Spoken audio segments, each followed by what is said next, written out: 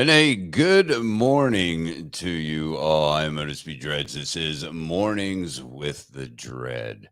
And I guess that Dred would be me.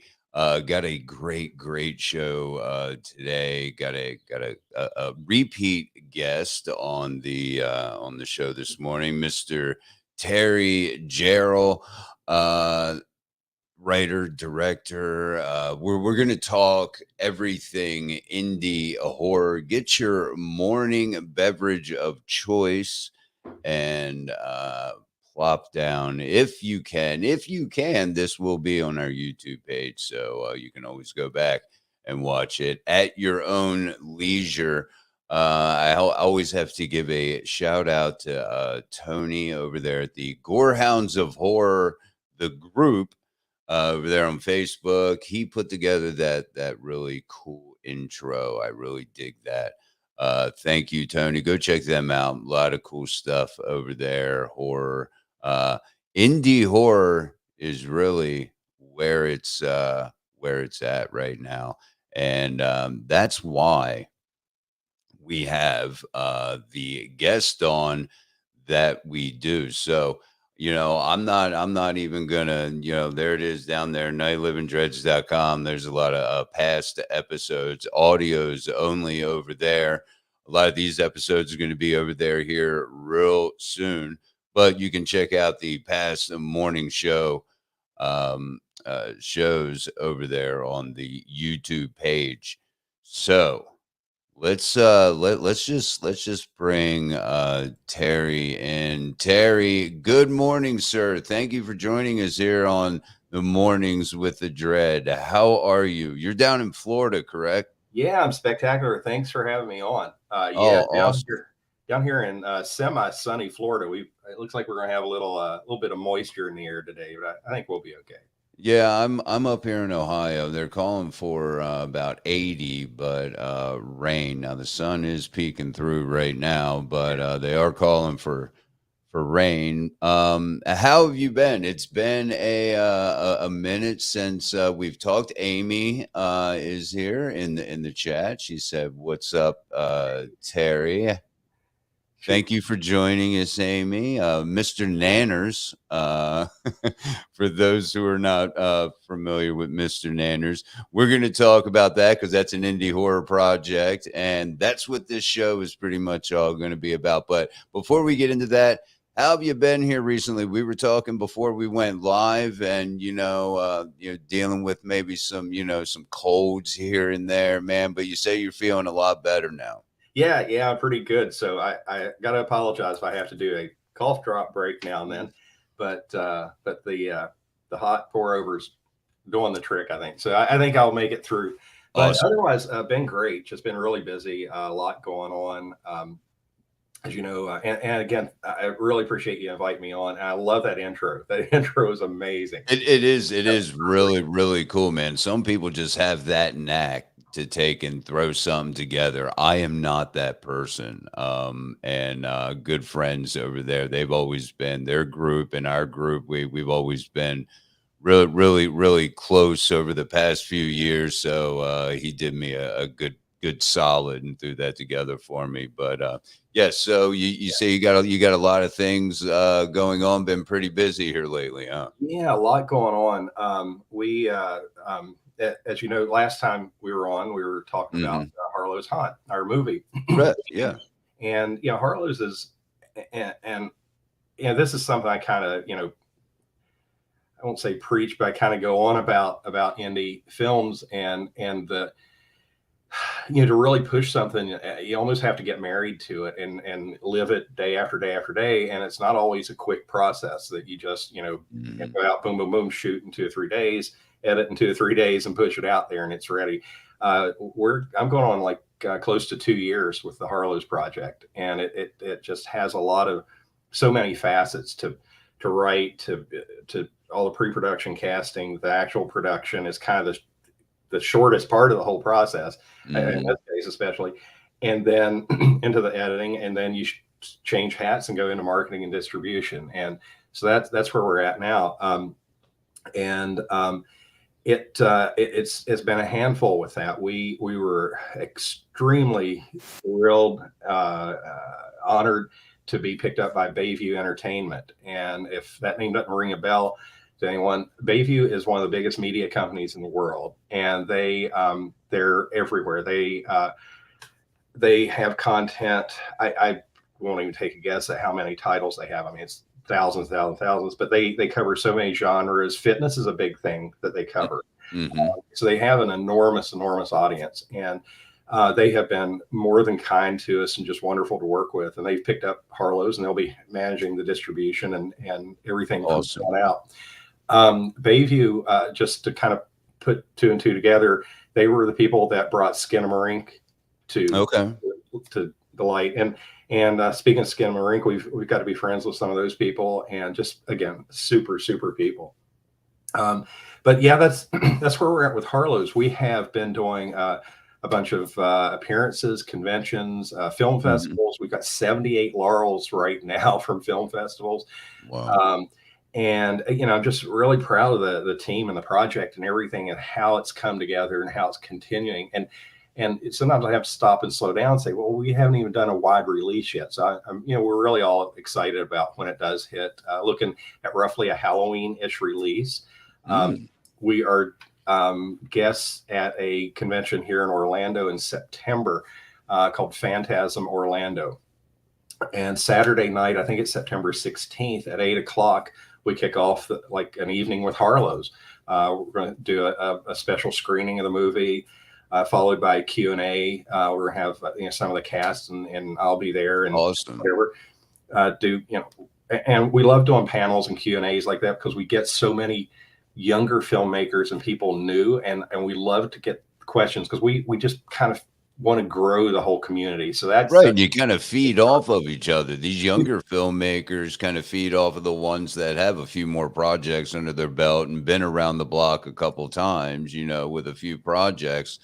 And that's good. And that's what I hope to get out every time you come on, because we always have good conversation about the indie film industry, and we can always learn something from somebody else. We a lot of people do that. I think they make a huge mistake in thinking that they already know everything that they need to know, and therefore kind of cutting off their ability to learn and grow off of other people's knowledge. And that's awesome. Yeah, you got that community, and of young filmmakers and more seasoned filmmakers. And man, because this is such a growing genre. I've seen it over the past like 5-6 years, man. There's a lot of good stuff coming out.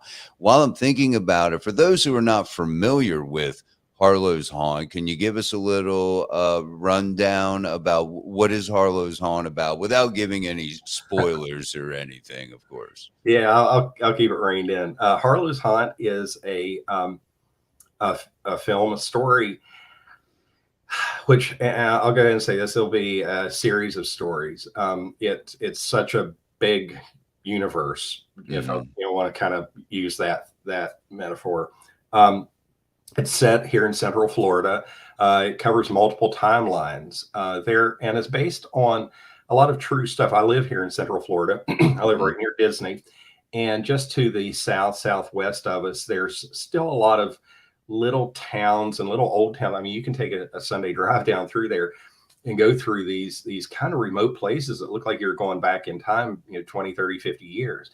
And so I've learned a little bit about some of the stuff that went on years and years ago. It was, a little lawless in a way. I mean, there was people traveling from the islands back and forth, and there was all kinds of weird bootlegging and whatever goes on out in the swamps of Florida. So to me, it just rang as a perfect setting for a story, or the origin of a story. And so that's where the kind of story goes. And this Harlow's Haunt, this movie, it runs in dual timelines. It starts in 1926. Some things that happened then, very unsavory stuff. And then we come to present day with a group of friends who have had their own demons, and have been childhood friends. Some things happened that fractured the friendships, and after a couple years, things have settled down somewhat. And they're getting back together to go out for a fun night out and just try to reconnect and sort of rebuild their friendships, their relationships, and all that. But Mhm. then things take some ugly turns. So that's sort of the Mm. gist of. Okay. Okay. Yeah. Yeah. No, that sounds great. I love the the different periods in time. When you start out kind of like in the 20s, and you because it almost sounds like there's a little bit you're giving kind of a backstory as it goes along. I mean, Mhm. that's normally a lot how that happens when a movie starts way back when and then brings it up to time. You're given kind of that foundation of what's going to happen in more present time. That sounds amazing. And so you say you're at the distribution stage. You got somebody to distribute it. What what's that process like for an indie film director doing Wow. the distribution? So we've got like 3 hours to go. No, I'm teasing. It's distribution is, and you can probably ask about any indie filmmaker, especially, and they're just going to groan. It's like, oh, this is the worst part, and it can be. I mean, there's yeah, like any business. I mean, there's going to be good and bad in there, Yeah. and you've got to be careful about not being taken advantage of or losing your product. And it takes a lot of due diligence. You have to really vet the distributor if you're approached, and things like that. Look and Mhm. see what they what their background is, what they offer, what the deal is. And one thing I would strongly advise is get an attorney. I mean, just Really? Yeah. if you're not sure, pay whatever, an hour or two of an attorney's time if you're given a contract, just to sit down and say, hey, can you look at this? I mean, all these thous and hithertos. I mean, I don't. Is there something I'm missing here, or is this going to bite me in 5 years? Mhm. And or a year, or immediately.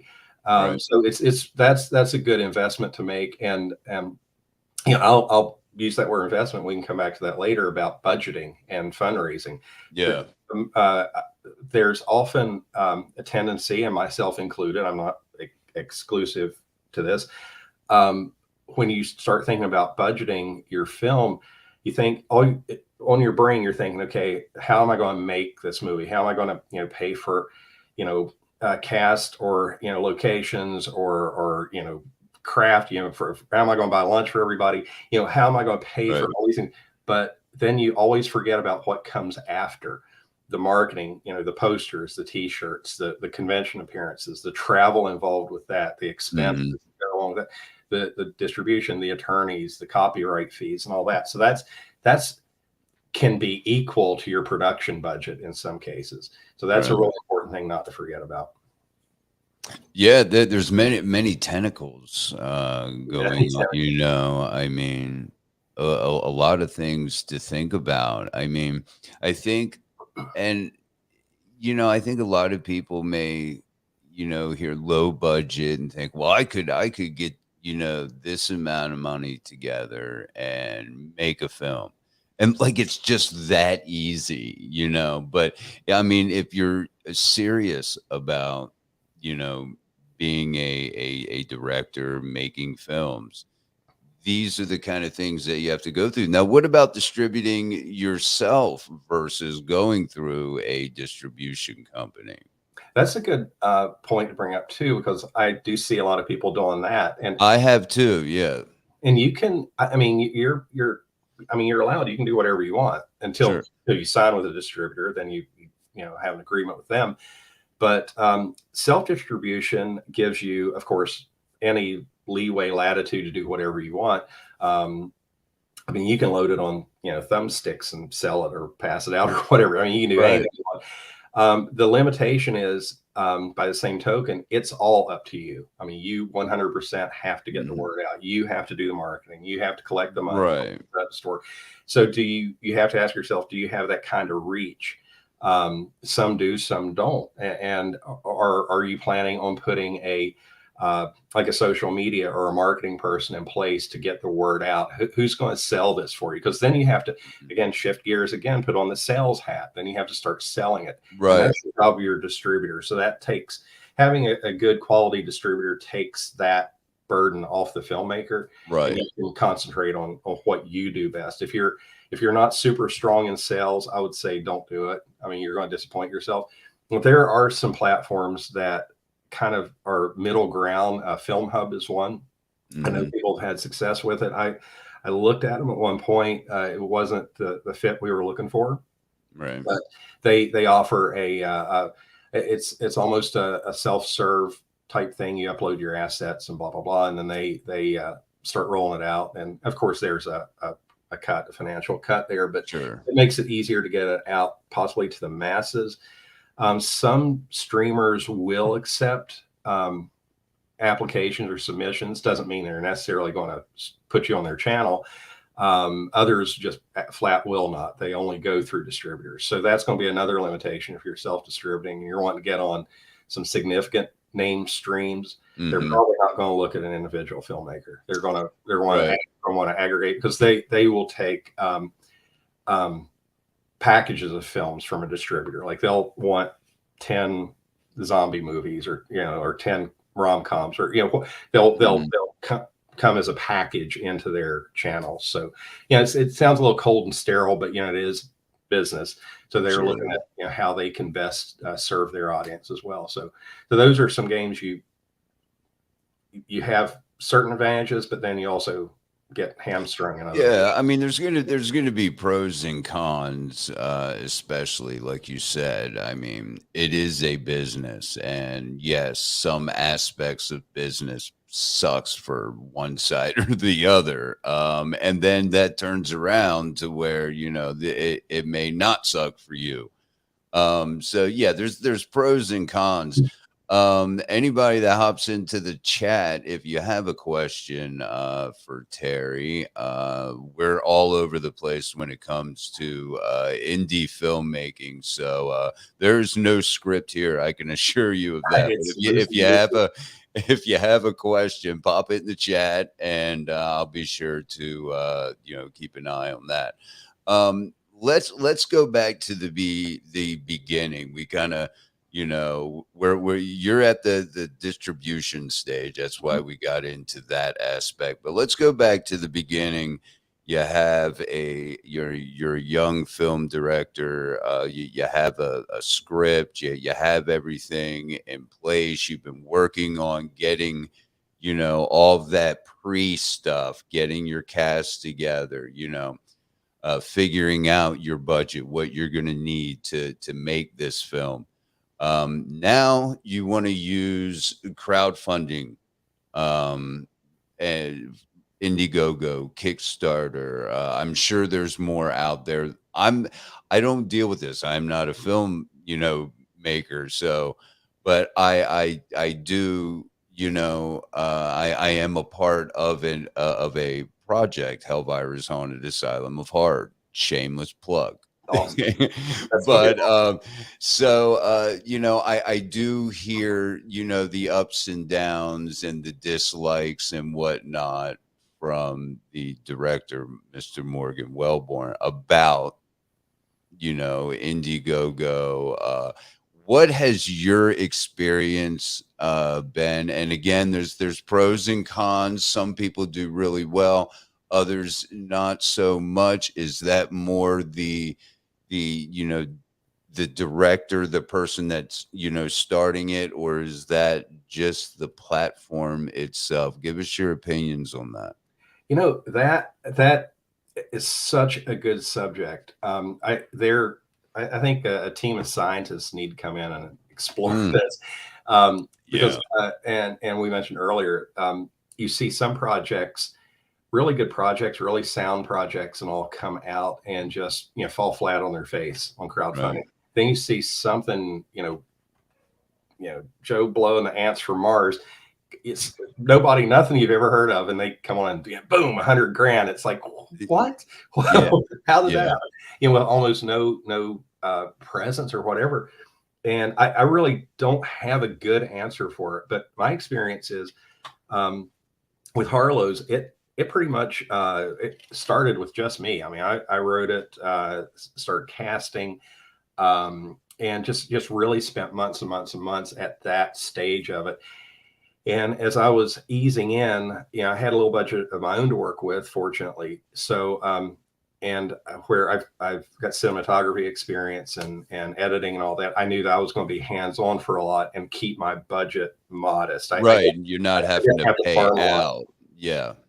So I was working with that, but you reach a point where it's like, no, to take this to the next level, it's going to need more muscle. It's going to need some money.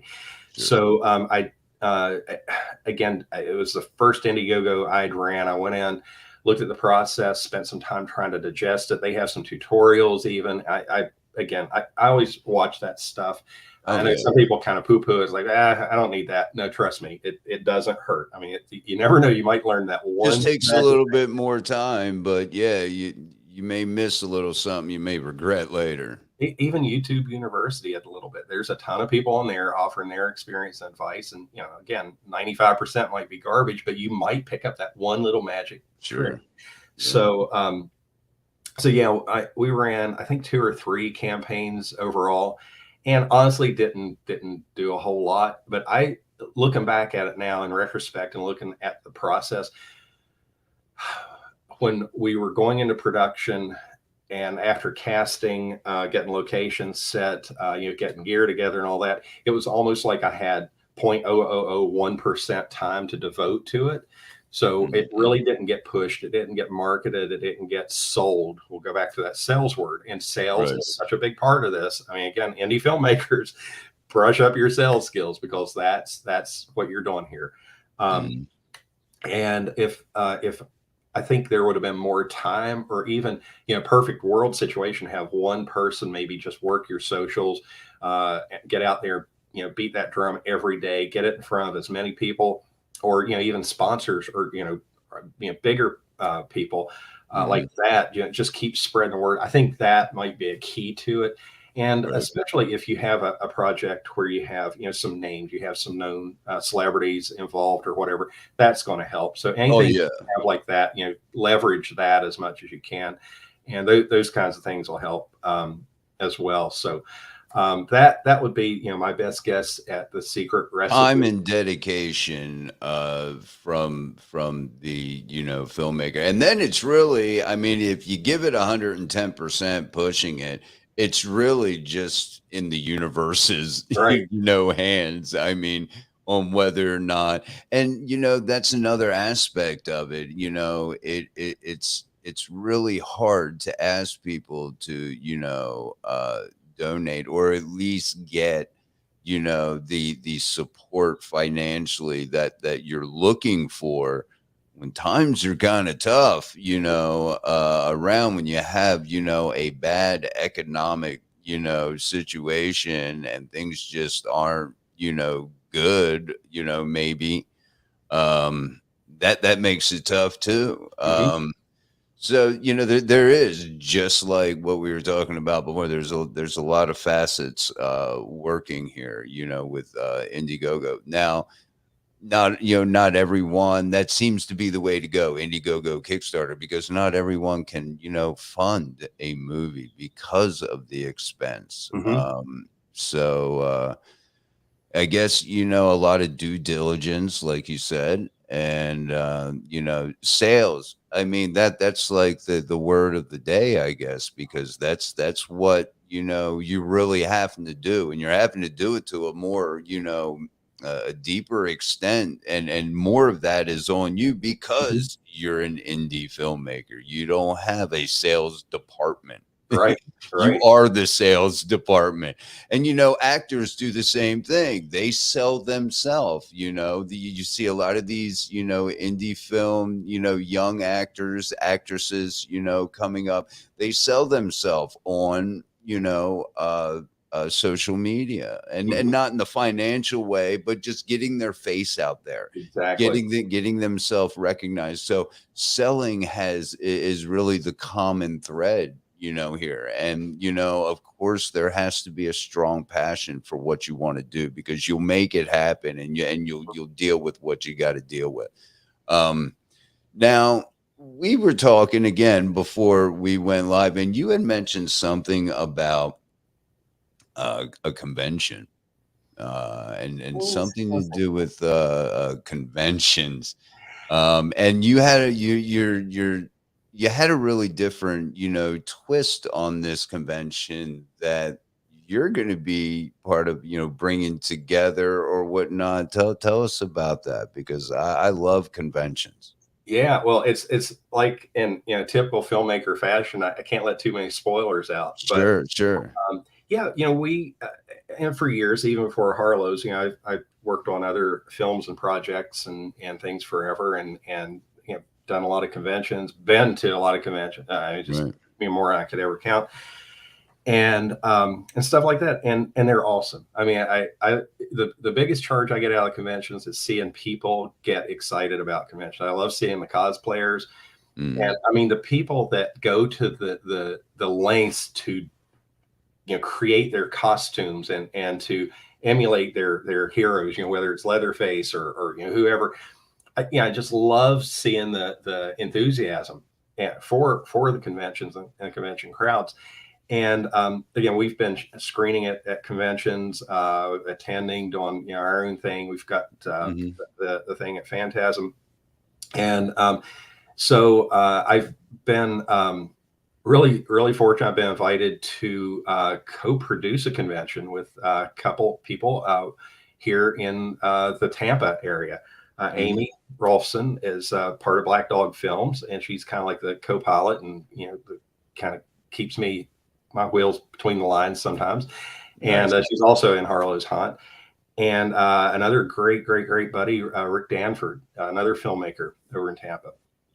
So, we all, we're kind of, psychotic horror fans and all that, but and we're kind of approaching what we're doing as a from a filmmaker's perspective. Like, how would Mhm. a filmmaker do a convention? Because as cool as they are, there's it's kind of like a format, a certain format. Sure. So we're going to make it a little more in depth and just a different thing. We've got a lot of fun plans. So just right now, all I can do is say stay tuned, because we're at the very early Awesome. stages of fleshing, and it's like a movie. It's like we're starting the script right now, so it's got a process. I was thinking the same thing. It almost seems like that same kind of, process and thinking and attacking that project. It's just like, making a film.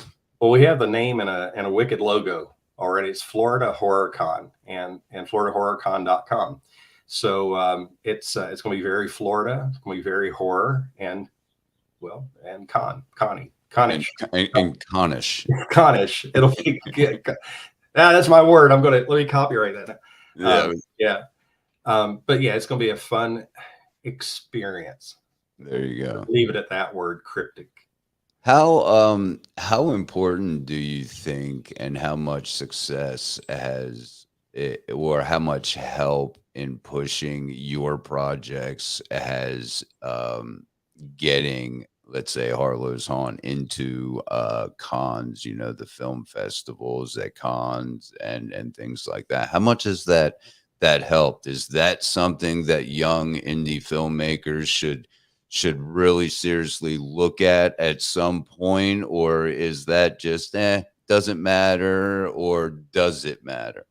It absolutely does matter. I will beat that drum all day long. The conventions typically have a film festival, Hmm. so I would recommend do what you need to do to get your film in the film festival. Submit early, and the other thing is, this is something I'll kind of blast out for every facet of what you're doing with your filmmaking. Excuse me. Don't be Hmm. afraid to ask. Go to the top. Don't be afraid to try to contact the convention promoters, whoever the higher ups, the executives, whoever there are, and build a relationship. I mean, you don't necessarily have to go and say, hey, I'm, Bob, can I be in your convention, please? Whatever. It's more, build that professional relationship, and they'll see a value, because again, they want quality content to Sure. provide to their people, their ticket buyers.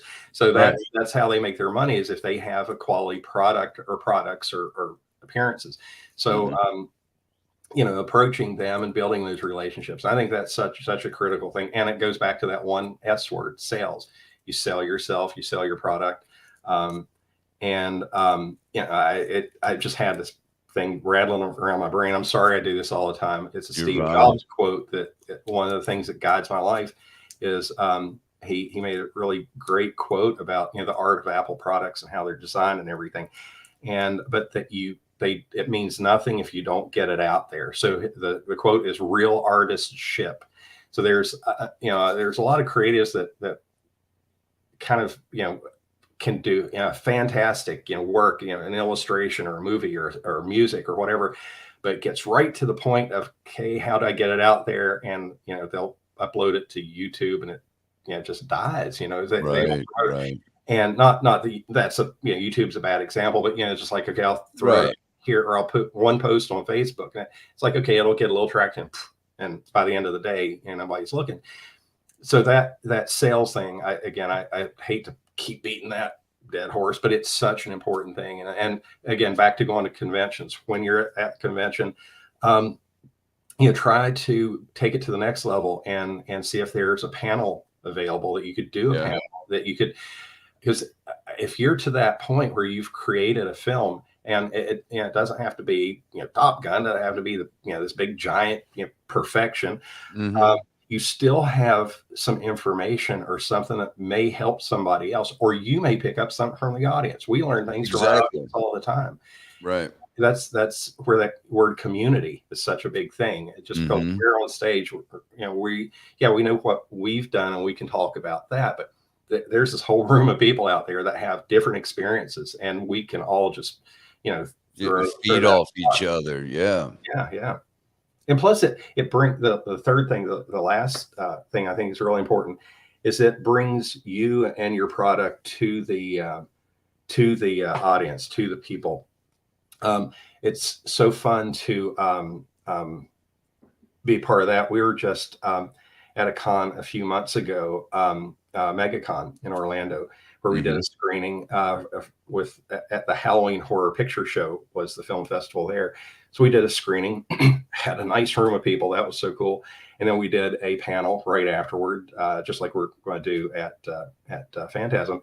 Mhm. And so we had some of the cast there, and it was fun for me to kind of stand back and see, the audience members come up and meet these cast members. They were excited to meet who they just saw on the screen, and Right. it makes a different connection. And we're all about connecting with the audience, getting out there. I mean, we love to chat with people online. We love to do shows like yours, and because Mhm. again, it's we're all here to have fun. So if we can make Absolutely. that And thing. indie horror is, is I guess indie filmmaking in general, but genre specific for the show, indie horror. It seems to be like the grassroots, the really, I guess reaching, that there is a different vibe at these, conventions.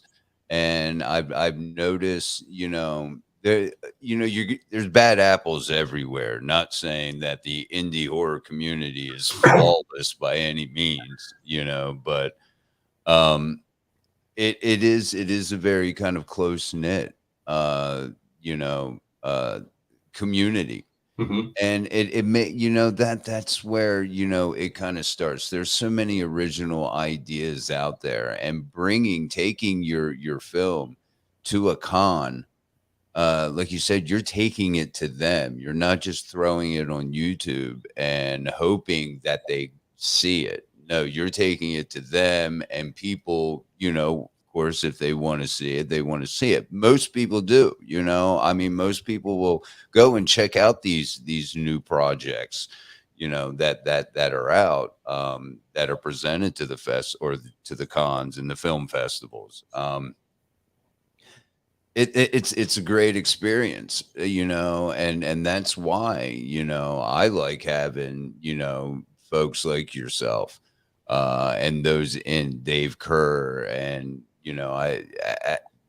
those in, making films, right now, and hearing their perspective from it, because for one, it's always just it's, been something I've liked, since a kid, watching behind the scenes and Mhm. how they make movies, and, you know anyway, I'm rambling. There goes my brain. No, no, That's you're the good. but, No, you're right on it there, because there another thing that I find, I'll circle back a little bit to budget, but with the indie word in mind. The mhm, indie um, is such a powerful word, because you're independent. I mean, you can call the shots. You're not. You, typically, it's going to be like one or a small group, core group of the writer, director, whatever, um, right.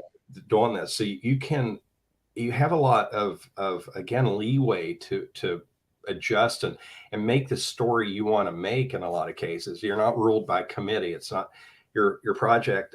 And like so many, I ain't gonna throw stones, but so many movies are, the first thing they do is they decide how much money they want to make. Then they start come up with a genre. Then they come up with a story, and they start building backwards. They build from the bottom. Right. Indies don't necessarily do that. I'm sure some do, and of course, we all want to make money. Sure. Not going to be naive and stupid about that. We all want to make $1 zillion, but we also have the sense of reality that we just want to be successful and go to the next step, and what happens. Mhm. We just will be grateful for the successes, and so having those lower budgets, I found, and I've always found this on projects I've worked on, and I've done a lot of bread and butter work that's not so exciting, like commercials and stuff for private clients and things like that. It's not necessarily horror or all Right. that creative.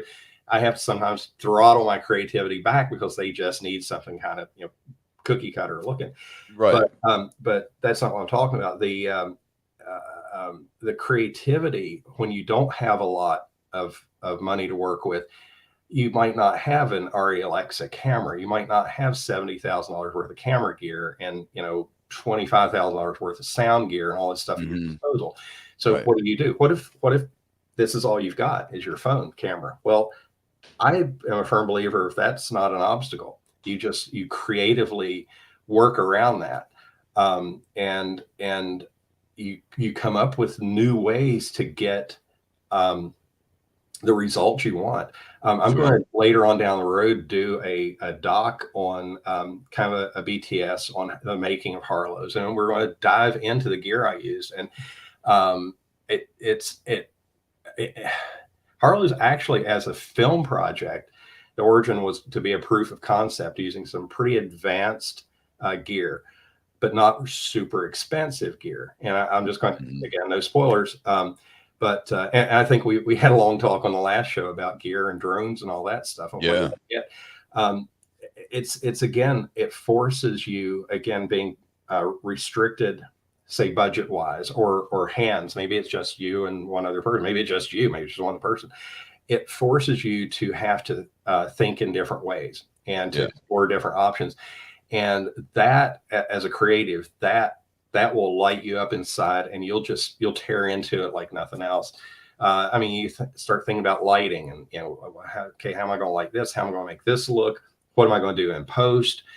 You start connecting all these dots, and before you know it, you've come up with this recipe for this crazy you know bowl of chili that nobody else has ever made before. Right. It's like, wow, that turned out really good. Or it can turn out pretty crappy too, but at Sure. least you learn from it, and then you go back and adjust. So yeah, I just love all the flexibility given there. I'm sorry, did I get off track? I don't No, know. It's early on. I put a warning out in the very beginning that we're going to be all over the place when it comes to indie horror, because you kind of hit a lot of the points that would, answer the question I had in mind, and that was, um, some advice for, young filmmakers. But let's go the other route. What are some of the mistakes that maybe you have made being, a first time, filmmaker, or have seen other filmmakers, mistakes? What are some common mistakes? Oh Lord. Whew, boy, where to start? You want alphabetically or numerically? Oh Start my at ten goodness. thousand. Mistakes are. I would say one easy one is to. I, I'll kind of grab a couple, maybe categories here is budget. Thinking you can do it cheaper than you can. Right. You can't. It's always going to run over. Once you figure your budget, it was $1,000 or 5,000 or 10,000. I don't know, pick a number, add like 20, 25% to that. And that'll kind of get you closer to the ballpark. Because like I said, there's going to be unexpected things come up. You're going to get Exactly. rained out one day. You're going to have to, you might have, expenditures with cast or crew that are going to overrun. Your food budget is probably going to be higher than you think. So don't think, well, I think I can get by on this. No, if don't even approach it that way. It's like I would rather at the end of everything look and have $1 left in my bank account rather than again. And it's almost kind of goes back a little bit to the Indiegogo type stuff. Mm-hmm. Relying on things you can't rely on, the ifs and maybes. Have a really solid plan to get things covered. And again, don't forget about your post, your marketing and distribution. And again, going to the cons and the t-shirts and the, blah, blah, blah, blah, blah. It's just going to keep going. So that's an easy one to fall into. Happens to all of us, same with me. Sure. And so that's something I'm always aware of. Other mistakes are, I kind of could go the other way. I mean, don't over bloat your project. Don't, you want to have as many people on board as possible, but, think of the necessities. What do you need versus what you want? Yeah. We all want, David Lynch to come in and, look over our shoulder and give us advice, but, Yeah. it ain't going to quite fit that in the budget. So, Right. your needs versus your wants. And that's another biggie. And you don't think it's going to be easy. That's a mistake. Yeah. It will be tricky. It'll be long, lots of long days. It's going to be a lot of work. It's going to be a lot of stuff that people aren't ever going to see that you've put in. I think we shot 17 or 18 days total on Harlows shoot days. Well, again, out of roughly the 1st of September, it's going to be 2 years. So we're at about what, I don't know, 700 days now, close to 700 days minus 18. So that's what, like, I can't do math. It's 680 days of other work that's went into this. Yeah. So, don't make the mistake of trying to rush it and just pump it out and jump on to the next thing. I mean, and that may work for some people. I'm not, nothing's set in stone. I do see indie filmmakers that do one project and the next. Of course, you have a bigger budget and a bigger crew and all that. Yeah, you can move things along a little faster. Exactly. Right. You just have to recognize what you're working with and maximize the efficiency of that. Yeah, that's what I was going to say. I mean, if you got a big team, out there that you can hand it off to, and then you can go, start whatever you need to start, on your next project. But it doesn't always work that way, of course. I mean, especially when we're talking about, smaller. I mean, a lot smaller. I can remember thinking, and I guess I was guilty at one point of thinking, man, this should be easy. I'm a big fan of documentaries, and I figured, okay, well, documentary is not like a movie. That should be easy. And then I started looking into, all the stuff that even goes into a documentary. Mm-hmm. And I'm like, Wow, boy, that's a lot of time, money, and energy that has to go into that. And you know, I kudos to all you guys that are out there making films on small budget, having to make something out of nothing a lot of times, in whatever aspect. Man, that creativity. I have heard filmmakers say that, when you don't have, you know, when you have a lower budget to work with, that it does in fact help the creativity of it, because you do start thinking in other ways and how to make things happen. And sometimes it works, sometimes it doesn't.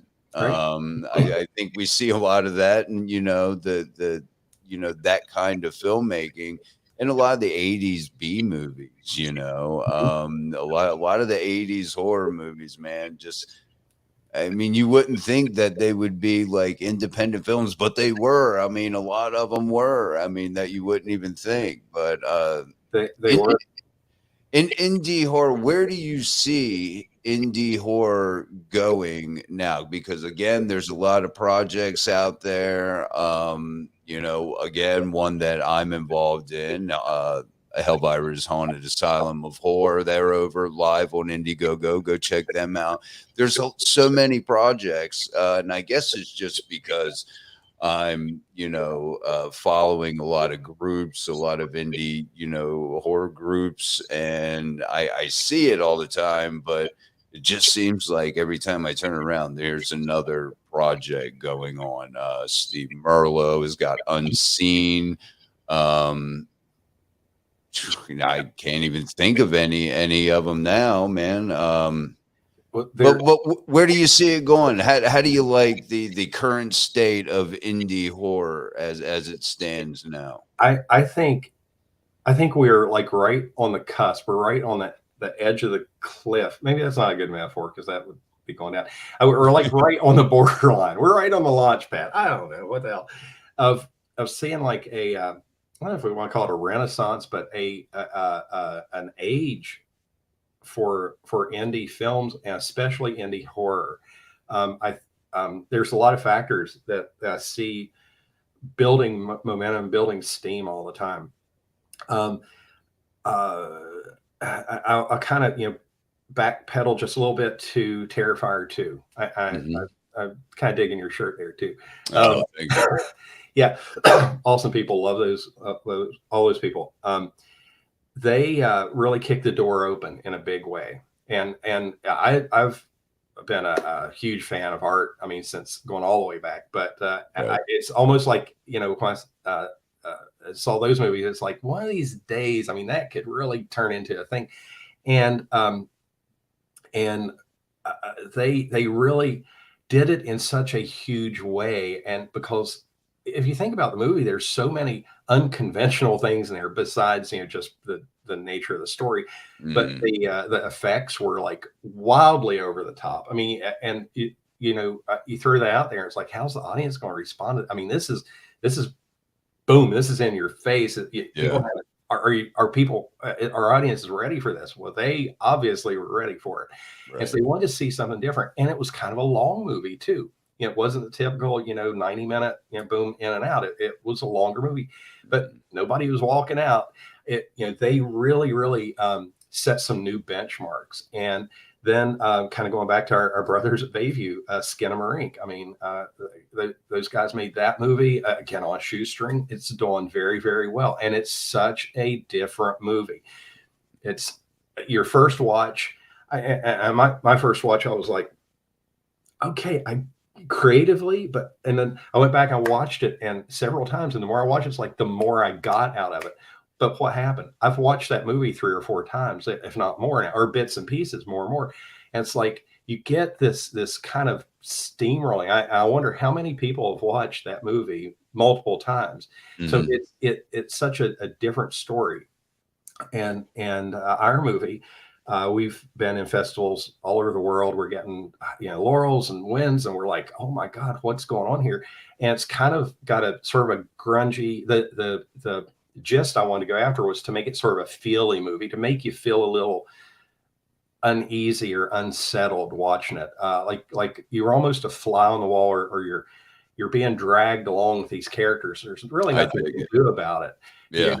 You're part of this. You're that silent character in the scene. And I've been getting feedback that that's resonating with viewers. That yeah, it's Yeah. like you feel like, it's not particularly gory or whatever, but it's the story that just kind of starts sucking you in, and you start relating it to personal things. So I think those elements are stuff we don't see in maybe the bigger budget films and all. Right. I mean, we see beautiful CGI, we have fantastic sound, everything's wonderful, looks great on a big giant screen.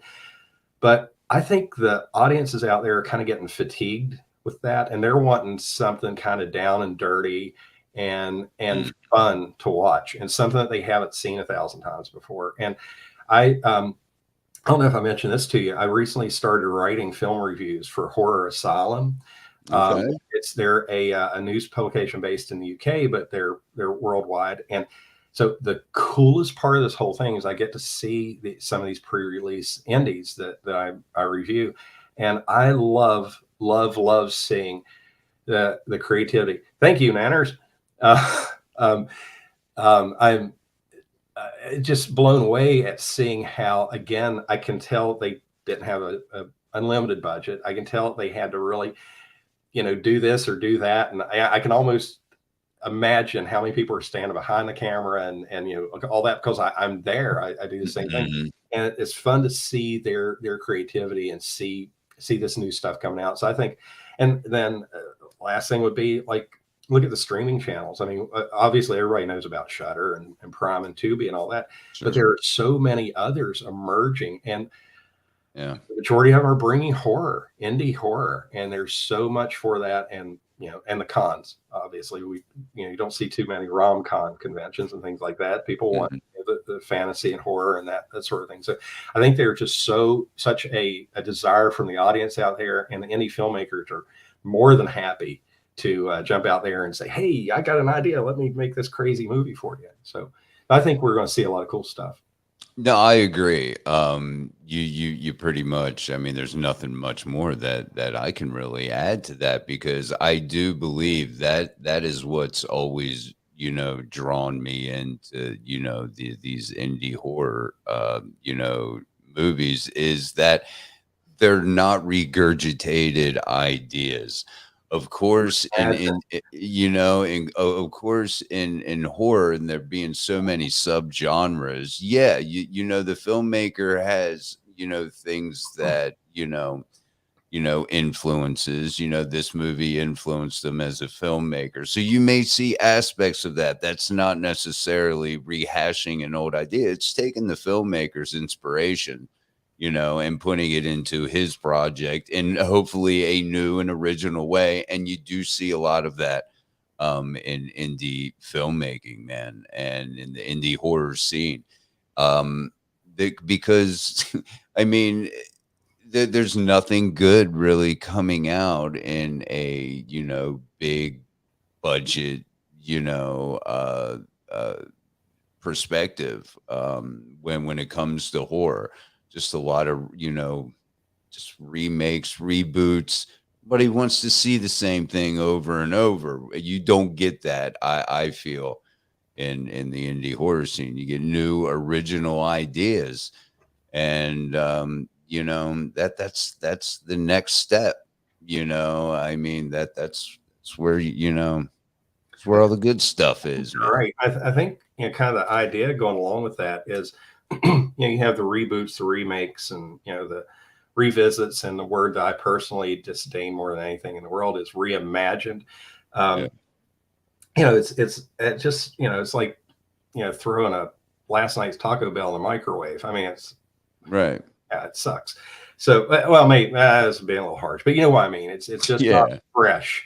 Right. It's and but you see the indie filmmakers, and they make a movie with an idea along this in a subgenre that you may be familiar with. Again, maybe zombies, maybe slashers, whatever it is, Mhm. because those are themes. But they are inspired to do it a different way, and to come up with a creative story to wrap around it. and but still deliver kind of familiar theme in Right. their movie, and that is what again I'm seeing a lot of these indies I'm reviewing from again from different areas of the world, and it's cool to see the thought processes that they put into this. It's like, okay, I don't want to remake The Exorcist. We'll pick on that one maybe. We don't want to Yeah. remake something that's so well established, so entrenched. I mean, Right. what was the Nightmare on Elm Street remake where they made Freddy look completely different? Oh, yeah, yeah, it was like, in 2009, Yeah, 2010 or people something. just weren't digging it. And if it had been a standalone movie, maybe it would have. I watched it. It wasn't a horrible movie, but it was people didn't accept that replacement of the Freddy they know and love. Sure. Right. And so you kind of walk a delicate line there, and when you're not being really original, and maybe that's the creative in me talking louder than anything else.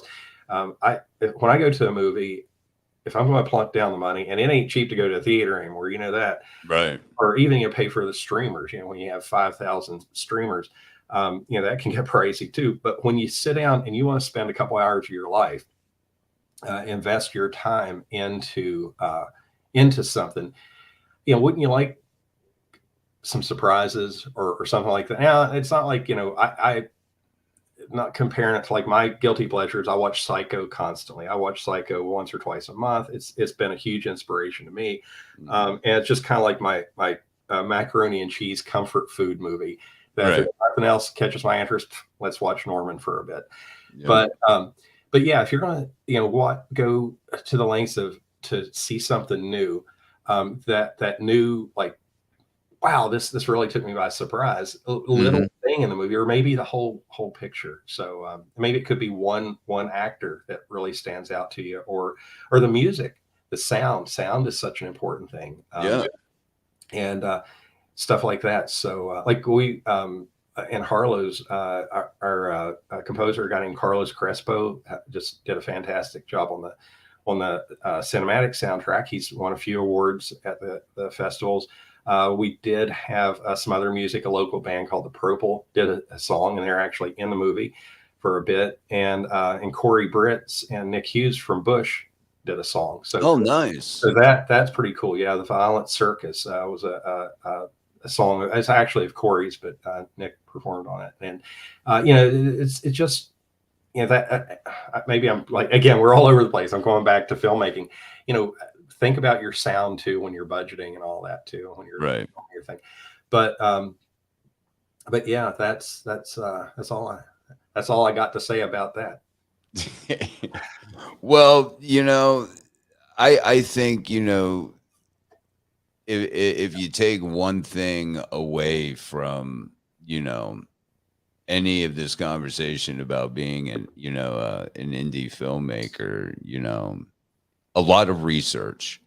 Do a lot of research, know what you're really getting into. It's not something you can just jump into and pop out a film, in 2 weeks without, knowing anything. And maybe some people are fortunate. Maybe there's that golden child out there that can do that, and fantastic. Yeah, if you can.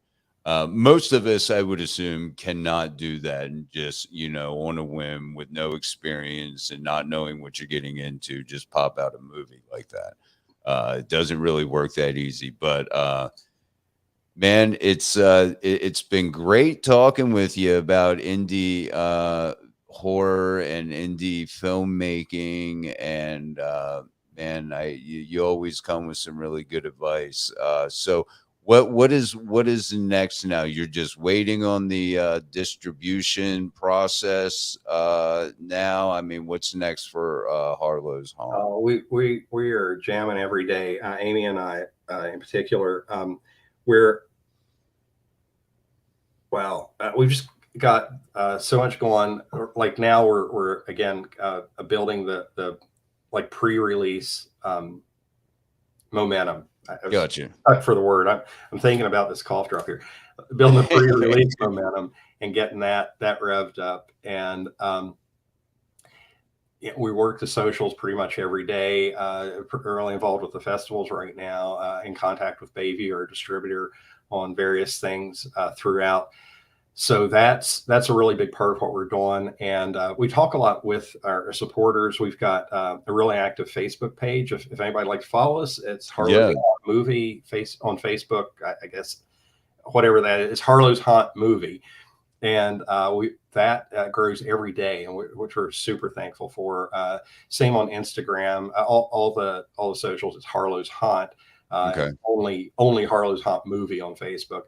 And we interact with a lot of people. Send us a message. I mean, we're happy to chat and all that stuff, because again, it's that community. We're you can make all, and this goes for any filmmaker.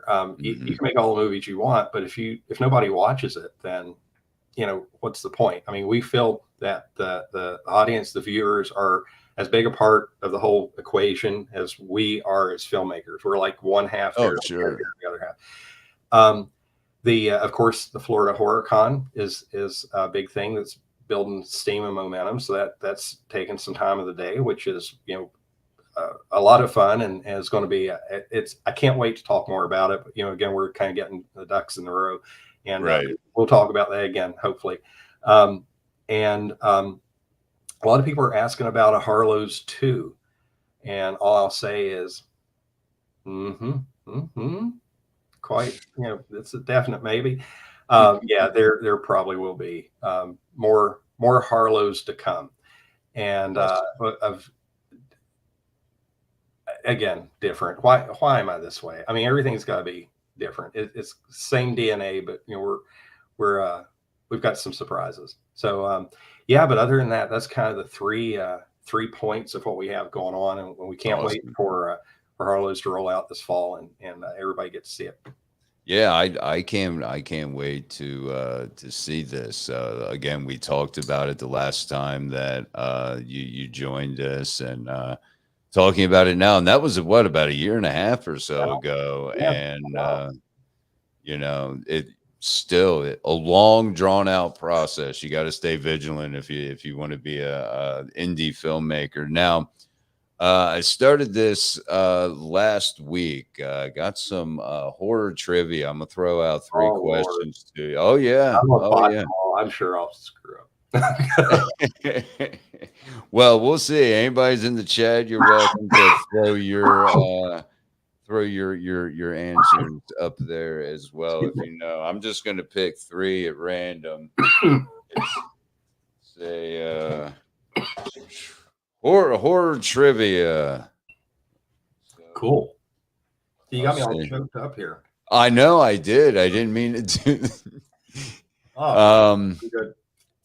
Here we go. All right, first one. What actress plays Elizabeth in the 1980 movie The Fog? Adrienne Barbeau? No. See, I'm just taking guesses. Okay, that was a good guess. I heard The Fog 1980, and that's the first. That's the first person. No, Jamie Lee Curtis. Jamie Lee, darn it! What's wrong with me?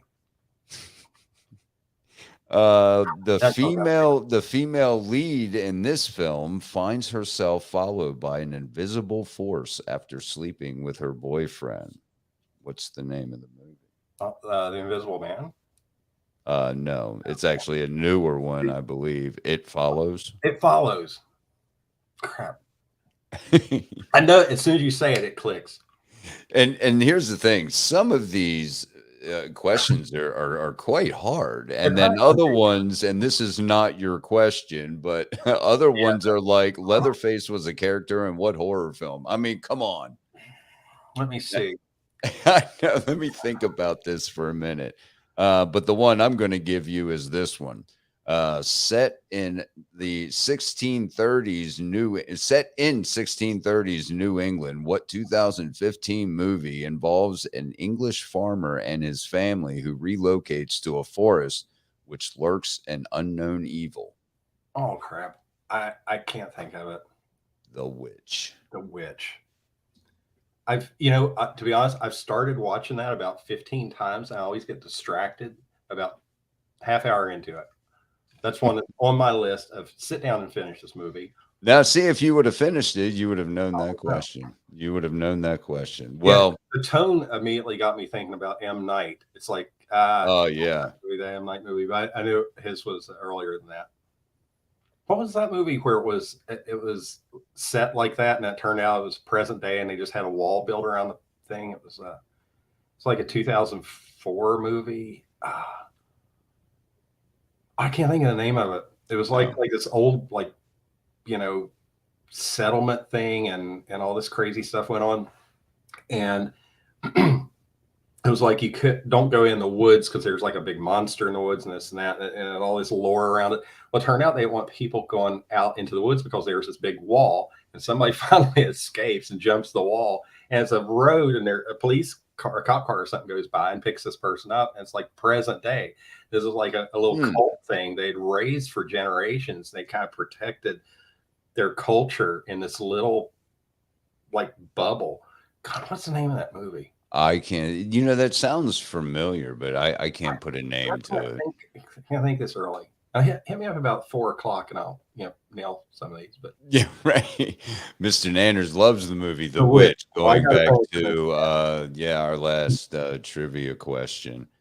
Well, Terry, it has been fun as always. Again, Harlow's Haunt the movie on Facebook. Yeah, Is that what it is? Just Harlow's Haunt movie. Harlow's Haunt Facebook, movie. Okay. Instagram, TikTok, and blah blah blah. What's the other one? The Twitter. It's Twitter. just Harlow's Haunt, and Oh, no space or anything. Just all. and they are all of your social media hubs to keep updated with what's going on, Harlow's Haunt wise. Thank you again for joining me this morning and talking some indie horror, having some laughs. It's been fun. Been a lot. Um, don't go nowhere. I'm gonna throw you backstage. Say goodbye, and then we can chat afterwards, my friend. Thank you again, Terry. Awesome. Um, it's been fun. It's always fun when we have Mr. Terry Jarrell on and Barrel Gerald. See, that's how I have to remember it. That's how he told me to remember it. Um, it's always fun to talk indie horror with these indie horror filmmakers that are actively taking and pushing out projects with original ideas. Um, Got to give them some love and support. But it's always good to talk to them and find out what their secret is, what their do's and don'ts, what they believe, and it's all I guess it depends on the person, as we've mentioned. Some people can do the things and pop out a movie in 2 weeks. Most people probably not so much. So always fun talking indie horror with Terry. And hey, we'll see you next week. I don't have anybody lined up next week, but next week isn't here yet. So stay tuned. We'll talk to you. Have a great Tuesday.